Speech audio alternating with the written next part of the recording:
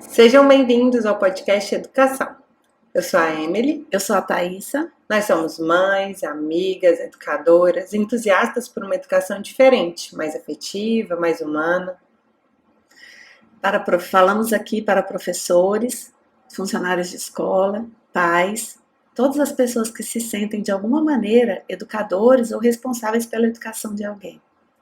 E no episódio de hoje a gente vai falar um pouquinho sobre um assunto que já apareceu, né, em outros momentos, que é sobre os eletrônicos, né? Então, a gente quer compartilhar com vocês algumas reflexões, algumas observações, porque informação a gente tem aos montes, todos os dias. Mas um pouco disso que a gente percebe do contexto atual, né, com os eletrônicos. E acho que uma coisa interessante para começar o assunto é: fala-se muito, a gente está imerso numa sociedade onde as crianças têm todo contato com a tecnologia, né? Até mesmo os que os pais não deixam manipular a tecnologia, elas têm contato com a tecnologia diariamente. E aí fala-se muito, porque eles são nativos digitais. E tem uma coisa que me incomoda muito, que é justamente essa nomenclatura. Muitas vezes a gente achar que eles abarcam assim, não, eles são nativos digitais, logo eles são ótimos com a tecnologia. Eles sabem tudo. Eles sabem tudo, eles já nasceram sabendo. Você não vê que a criança já nasce passando o dedinho? Então, assim, não. Eles serem nativos digitais significa que eles são eles nasceram em um momento, são de um contexto onde, para eles é inconcebível um mundo sem acesso à tecnologia. Então, eles não concebem o que a gente, né, entendeu de internet de escada ou quem está assistindo a gente que nem isso não tinha, né? Então, esse processo de tecnologia de avanço, eles não vivenciaram isso. Então, para eles, celular, computador, tecnologias diversas, conversar com assistentes virtuais em casa é extremamente normal, comum. Mas daí para eles serem crianças que estão se relacionando bem, de forma crítica, de forma consciente, de forma dirigida com a tecnologia, já é outra coisa. Então, acho que é importante a gente compreender isso, que serem nativos digitais não significa que eles lidam bem com tecnologia. Sim. Inclusive, né, ontem eu estava lendo um artigo falando de uma pesquisa de que 30%, em média 30% das crianças e dos adolescentes não têm uma relação saudável com a tecnologia no Brasil. Esse dado era no Brasil, né? Então a gente pensar assim a nível Brasil mesmo, a nossa realidade aqui. Né? A gente sabe que já existe uma linha de mães zero tela, né? Até certa idade. Mas até que idade? Então, algumas até 2 anos, até 6 anos, até 8 anos. Eu penso, Thaísa, minha opinião pessoal, gente, é difícil você conseguir essa zero tela a longo prazo. Acima dos 6 anos já começa a dificultar um pouquinho. Porque já começa tarefa de escola, que precisa assistir um vídeo, que precisa... Então, assistir o vídeo já não é zero tela mais. Ou tem que interagir nos joguinhos lá de memória, de alfabetização. Esses dias eu estava até com o meu filho que está alfabetizando um aplicativo de alfabetização, que ele girava a roleta e caía a sílaba, ele tinha que ler a sílaba. Então, assim, chega um momento em que a gente não consegue mais o zero tela. Mas até um ponto, se a família, ok, tá tudo bem, eu consigo, até 2 eu vou tentar e eu quero ficar zero telas até tal idade. Ok. Mas a partir do momento em que eu aceito as telas, né, em que eu coloco a tela na vida do meu filho, aí eu tenho que ter uma cautela a mais. Aí eu tenho que ter uma preocupação a mais. Seja a televisão, seja o tablet, seja o celular, né? Eu tenho que ter um olhar a mais. Primeiro, o que ele está acessando? Né? Gente, é necessário que a gente saiba o que a criança está acessando. Mesmo na internet, mesmo na televisão. Falar, não, meu filho não tem tablet, não tem... Mas a televisão, Smart TV hoje em dia, ele acessa tudo. Ele acessa o que ele quiser, ele acessa YouTube, ele acessa Google, ele acessa o que ele quiser na Smart TV. Né? Mesmo não sabendo ler. Porque pensa assim, ele não sabe ler. Assistente de voz. Assistente de voz, ou ele vai futricando ali no controle até ele chegar num vídeo que ele quer assistir, ou alguma coisa assim. Então, primeiro, precisa ter esse cuidado. O que ele vai assistir, né? Existem já aplicativos, programas que nos ajudam a controlar isso, né? Vocês pais que estão assistindo já devem ter pesquisado, tal, o Family Link e vários outros aplicativos que tem para você controlar tablet, computador, celular. Televisão não, né? Televisão nós ficamos com as limitações do aparelho. Ou da Netflix, que a gente bloqueia algumas coisas, muitos assistem Netflix, a gente bloqueia, Disney Plus a gente bloqueia, quando você coloca o perfil criança, ele bloqueia muita coisa, mas a gente tem como bloquear mais ainda. Então, ter esse cuidado do bloqueio, né? Bloqueou. Ah, não, eu bloqueei, eu sei o que meu filho está assistindo, então agora tá tudo bem. Ele pode ficar a tarde inteira na televisão, ele pode ficar a tarde inteira no tablet. Por quê? Ah, não, ele está assistindo só programa para a idade dele, ele está assistindo só, então tá tudo bem. E será que tá tudo bem? E é muito sério a gente pensar isso, porque a gente está trazendo para dentro da nossa casa, do contexto familiar e da vida do nosso filho, literalmente, um mundo. Um mundo de possibilidade, de oportunidade, de conhecimento, de vivências que nem sempre a gente vai ter controle.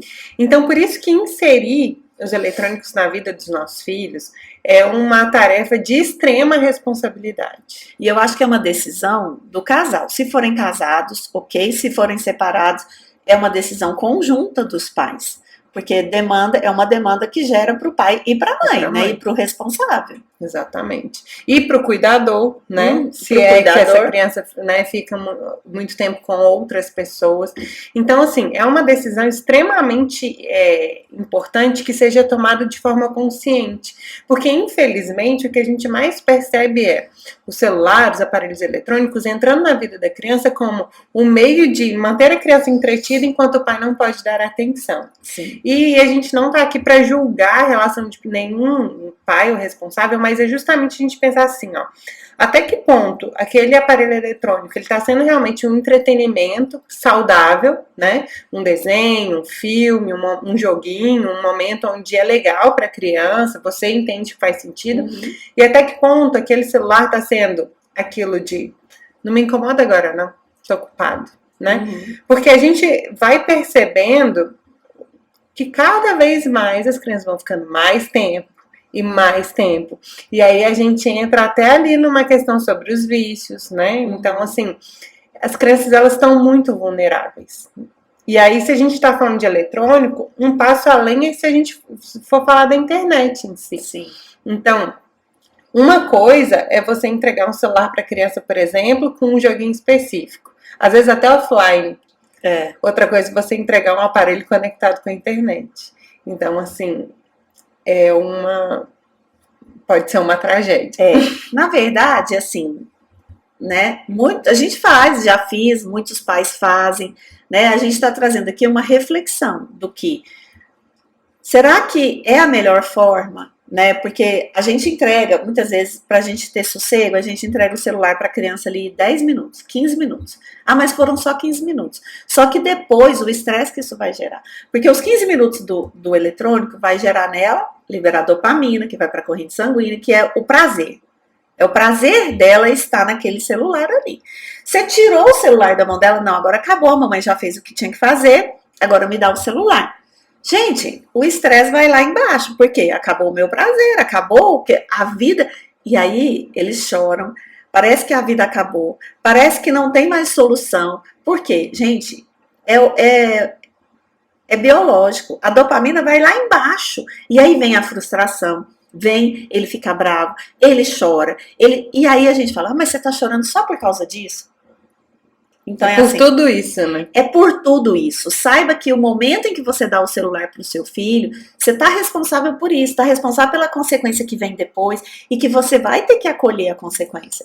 Então não adianta falar assim, ah, mas é só isso. Não, gente, então faz o processo. Você quer dar o celular, né? Então pensa no que vem depois, pensa nesse processo todo que vai desencadear esse momento do celular. E quando a gente fala de adolescente, é mais forte ainda, porque eles têm o celular, né?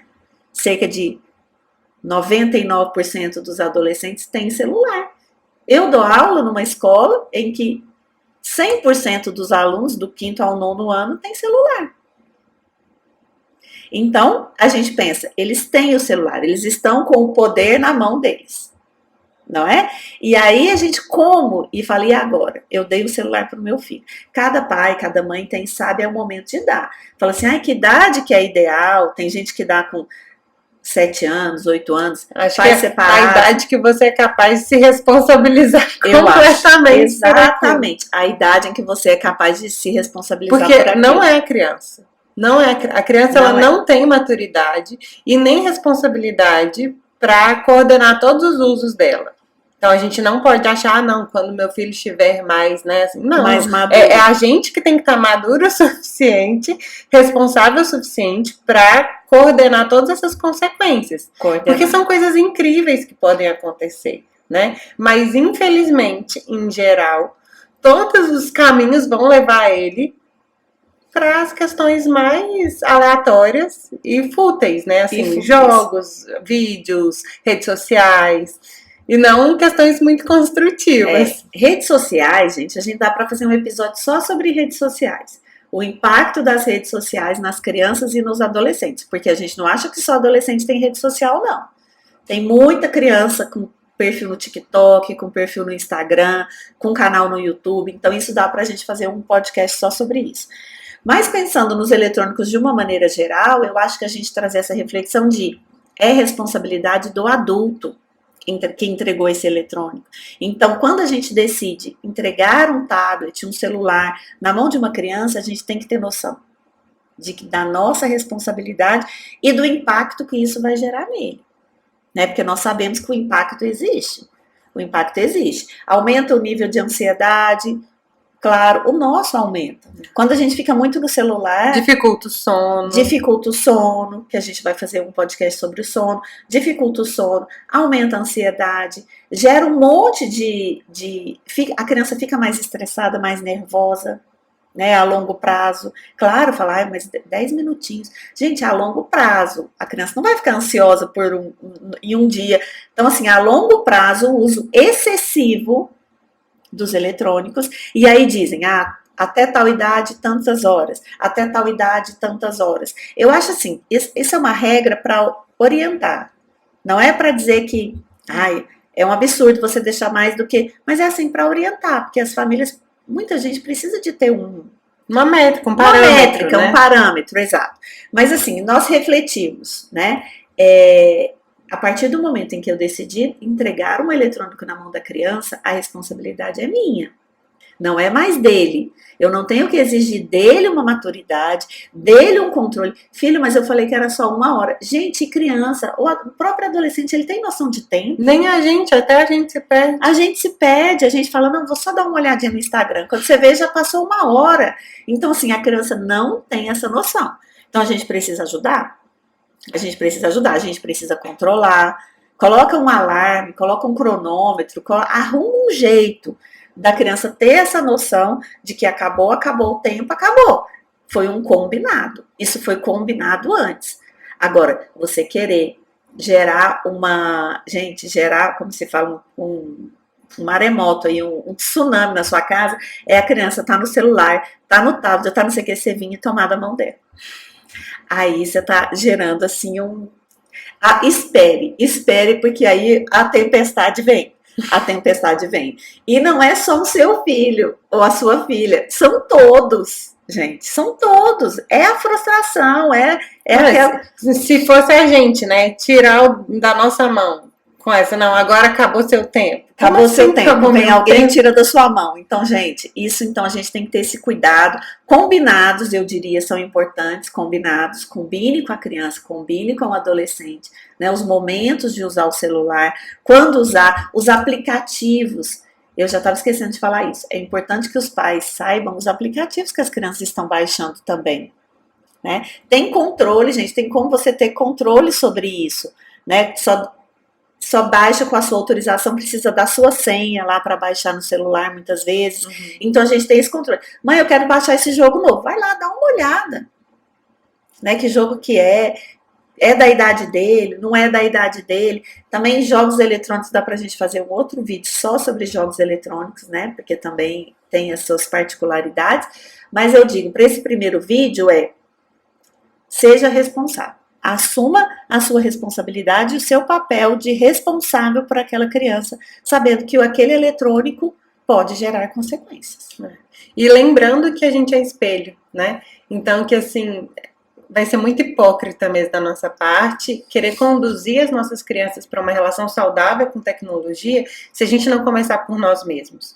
Então, se nós entendemos que existem dois caminhos, né? Um caminho para questões que não são legais, que podem trazer vícios e consequências negativas, mas um caminho que pode abrir, né, possibilidades e que despertar habilidades das nossas crianças através da tecnologia. Então nós somos esses guias, né, para isso. Mas nós também precisamos fazer talvez uma primeira reflexão sobre o nosso uso com a tecnologia. Afinal, nós somos os exemplos deles, né? E principalmente que a gente também possa lembrar sobre dar significado para as coisas, explicar para eles, né? Porque muitas vezes a gente fala assim, ah, não, mas papai e a mamãe tá trabalhando no celular.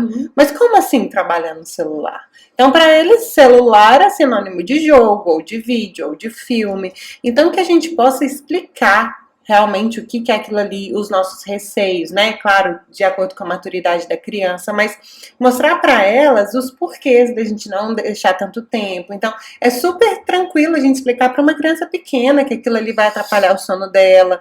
Então, se a gente explica, isso vai ter mais significado e com certeza. Não que a frustração vai ser menor, mas a criança vai entender. E aos poucos, né, esse processo todo vai ficando mais fácil. Sim. Vai ter continuidade esse vídeo, gente, porque tem muita coisa para falar, tá? Mas obrigado pela companhia e até o próximo episódio. Segue, compartilha, manda para quem você achar que pode ter interesse e a gente está preparando mais episódios sobre esse assunto.